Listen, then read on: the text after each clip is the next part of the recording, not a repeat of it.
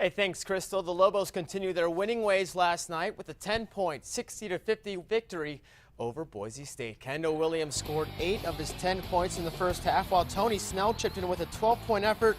The Lobos' leading scorer was Cameron Bairstow. He had 16 points and a 7-rebound effort as New Mexico led 29-23 at the break.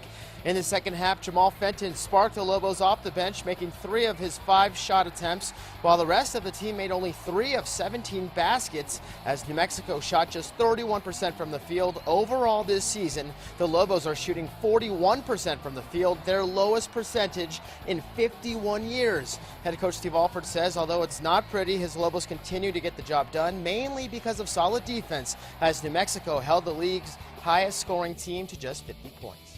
Defensive performance, that was our lowest output of the year, and this is a very good offensive team, probably the best statistically offensive team in the league. So for us to do this defensively meant a great deal to the success of this game. Coach Alford, he just preaches defense every single 4-minute timeout, every timeout we have, practice. He's a defensive guy. That's all he talks about in the huddle, and then Coach Neal comes in and talks about offense. So Coach Alford's all about defense. If you see the team struggling offensively, you obviously want to provide what you can, but to continue to get work for good shots, I think is the whole priority. You just play within the game, play within the. All right, here's a look at the standings in the Mountain West, accompanied by the RPI rankings, which are in parentheses. The Lobos remain a half game up on Colorado State with a 9-2 record. The Rams beat Air Force to keep pace at 8-2.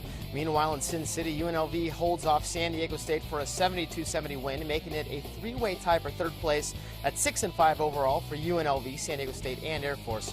Coach Alford says he's pleased at where they stand. It's going to be a grind. Every game here, we got, I think 3 road games, 2 home games.